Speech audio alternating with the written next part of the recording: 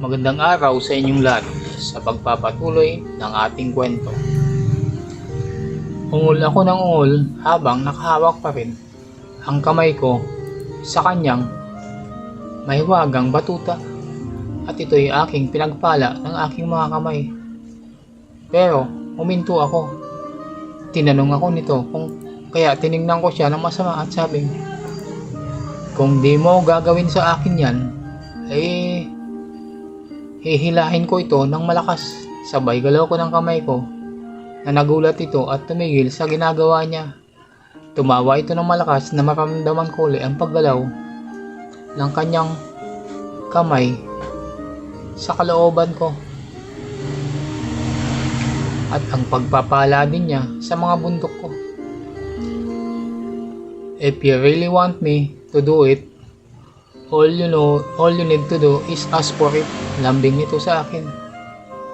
Muli kong pinagpala ng aking kamay ang batutang yon habang nag-eye to eye to contact kami. Napansin kong nagbago ang paghinga nito na parang katulad ko na ito. Inangat ko ang batutang yon hanggang sa maramdaman ko ang tila mushroom shape nito at idinikit ito sa aking likuran at banayad na ginalaw-galaw. I like that, sabi nito sa akin. Nanginhindian pa ako nito. How about this, sabi ko sabay talikod ng konti at ibinaba ko ito at pinadaan sa pagitan na putila alkansya sa likuran ko. Dahil na rin sa tubig ng shower na nagpapadulas nito, madali ko na itong naitaas pa ba sa pagitan ng alkansyang yon na paminsan-minsan ay hinihinto ko ito pag nararamdaman ko ang dulo nyon sa pinakasentro. Panay naman ang ungol nito. Sa ginagawa kong yun ay minsan natututok na ito sa pinakasentro at bigla itong gumagalaw paharap. Buti na lang napigilan ko dahil kung hindi ay papasok ito. Di pwede dyan sa likod, sabi ko kay Ernie. Nainangat ko pataas ang batutang yon palayo sa aking likuran. Oh, come on baby, let me do you there. Lambing nito sa akin. Nakita ko ang bogli sa mata niya. No please, kahit anong posisyon. Pero hindi pwede dyan sa likod ko baby, sabi ko sa kanya. Nakita kong na-disappoint kaya inabot ko ang mukha niya at nilapit ko ito sa akin at tinuka ko ito. Maya-maya lang sinabi niyang, let me wash you up, sabi nito sa akin. Wag muna, please continue, pagsamo ko sa kanya. Dahil malapit na rin marating ang suktulan. Pero di ito nakinig. At binitawan ang harap ko sa kanyang ginagawa.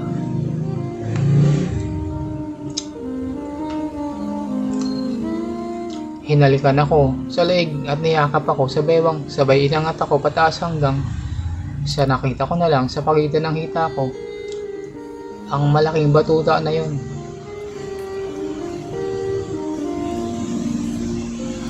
Sabi niya, ipasok ko daw. At yun nga, ang ginawa ko. Napabulong-bulong na lang ako nang naipasok na ito.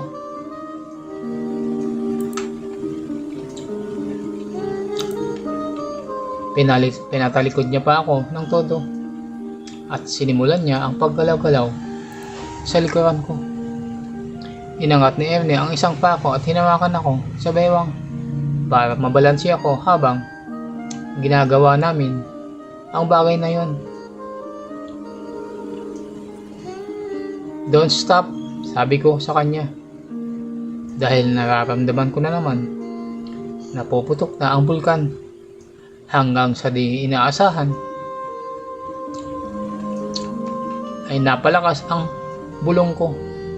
Sobrang ingay ko sa loob ng shower.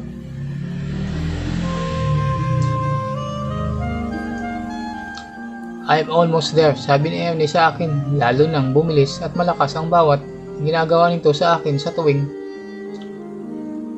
gumagalaw siya sa aking likuran. Napakapit ako ng mahigpit sa doorknob. Nung bigla na lang, lumagasa na naman ang mga likido at lalo pang lumakas ang kanyang paggalaw. Biglang nabaon ang dapat mabaon. Hinila niya ako palapit sa kanya at niyakap ako ng mahigpit habang walang tigil pa rin ang pagpintig ng bagay na yon. Naramdaman ko ang pagdaloy ng mga likidong iyon sa sinapupunan ko. Pero inignore ko ito dahil alam kong safe naman akong. Hinawakan niya ang ulo ko para maharap sa kanya at tinukaan niya uli ang mga labi ko. Ang sarap talaga ng pakiramdam pagkatapos ng banding namin. Matapos mahimasmasan, pinaliguan ako ni Ernie at ganoon din ako sa kanya. Sa tuwing nadadantayan nito ang aking harapan, dahil di pa ata siguro humupa, ang pagpapaputok ko ay naging sensitive ito. Matapos makapagpaligo at magpunas ng katawan, binuhat ako nito papasok sa bedroom niya at pinahiga sa kama. You smell good, sabi nito nung nahiga na kami. Dumaba ako sa babaw niya at nakapagtukuhaan uli sa kanya. Do you want to go again? Tanong nito sa akin. Natinuka uli ang labi ko. You drain me. Natawa na lang ito at niyakap ako. Tumalikod ito para mahiga ako sa kama at pinatalikod ako nito para kaming mga kutsara sa aming ginawa. Nakita kong may digital clock sa desk malapit sa kanya at mag-aalas 3 na pala. How are you, sisid? Bulong nito habang tinutuka ako sa batok. I'm okay. Medyo pagod din sa work stress, sabi ko sa kanya. Well, how do you feel now? Yung tanong nito sa akin na natawa lang ako.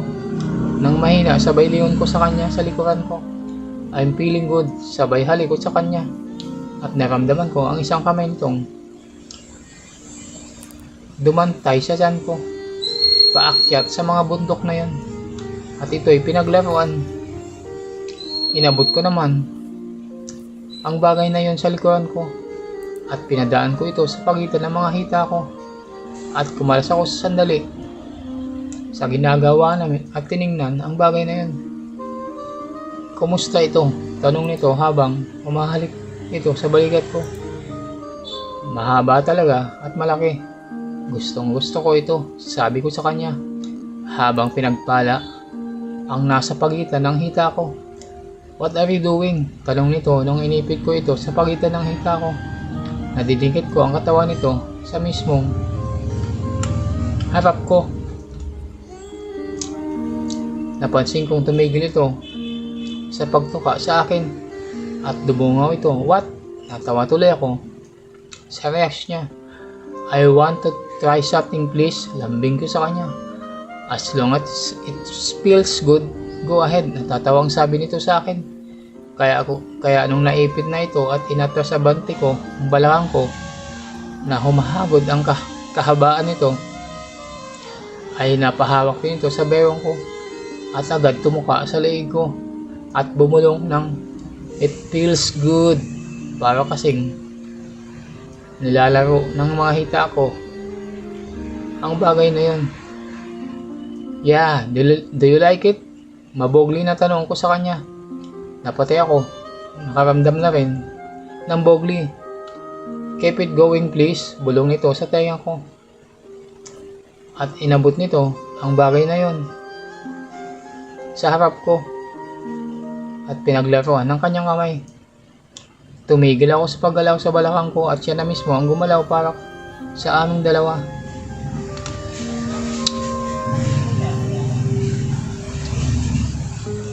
Ramdam na ramdam ko ang sarap sa boses niya at ang pagpintig-pintig ng bagay na yon. Sobrang init ng bagay na yon. Humarap ako sa kanya, niyakap ko ito, sabay dantay ko sa kanya. Nagkatitigan lang kaming dalawa habang hingal. Sa katatapos lang naming pagpapaputok. Erne, yeah, pabulong din itong sumagot. I'm going to miss you pag alis mo bukas. Me too, Cecil. Sagot nito.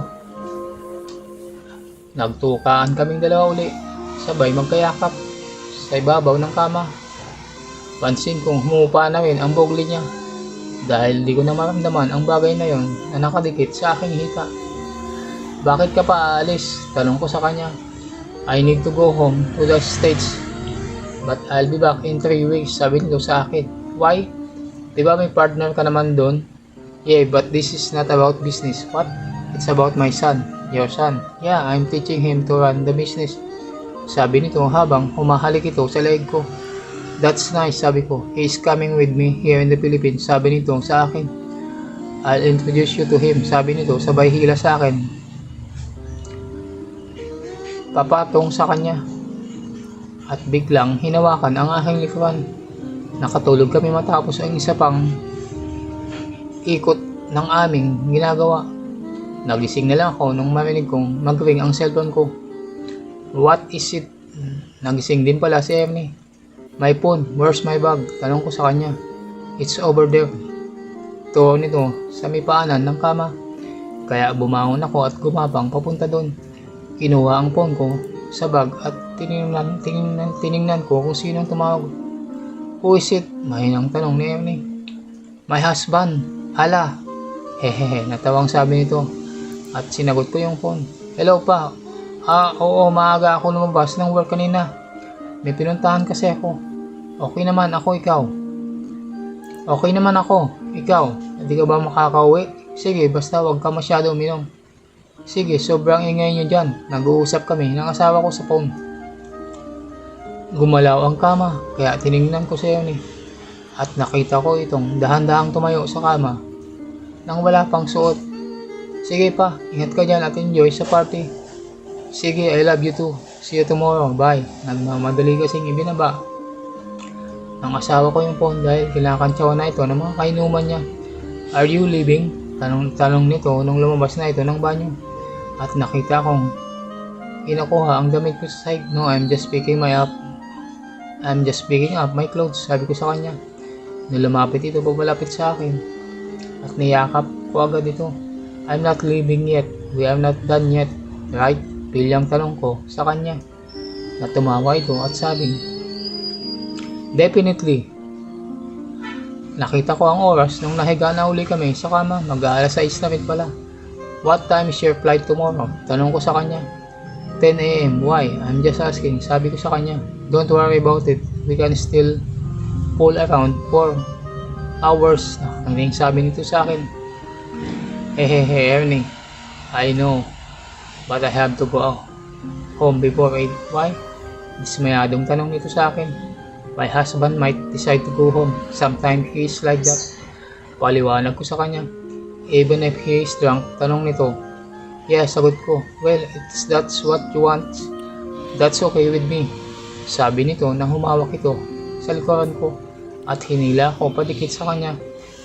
But is mine for the next hours. Sabi nito na napatili ako nung pinawat niya ang likuran ko at nagtawanan kami.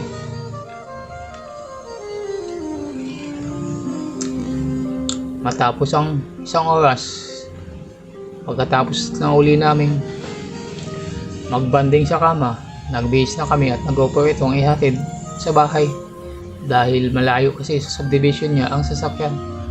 Sakayan, sige, pero sa dating kanto lang ha, sabi ko nito na pumayag naman ito. Kwentuhan, kapaan at minsan pinagpapala ng bibig ko ang bagay na iyon. Habang nagmamaneho ito dahil sa tinted nitong salamin at dikita sa labas, nagagawa ko yon sa kanya. Nung malapit na kami sa subdivision namin, kita namin walang ilaw. Brown out, I guess, or you guys just forgot to pay your bill. Pabirong sabi nito sa akin. Hahaha, I did Erne, sabi ko sa kanya. So I guess, no one will see us going in, right? Nakatingin ito sa akin at hinihintay ang sagot ko. I guess, sige, pasok na lang tayo, sabi ko sa kanya, kaya pumasok kami sa loob ng subdivision namin. Nang 5 bahay na lang kami bago dumating sa amin. Can I use your bathroom? I need to pee, sabi nito sa akin. Nakinabahan tuloy ako dahil pag ganitong brownout, nasa labas ang mga kapitbahay namin sa labas ng bahay nila. I don't know, can you hold it till you go to a gasoline station? Tanong ko sa kanya, Cecil.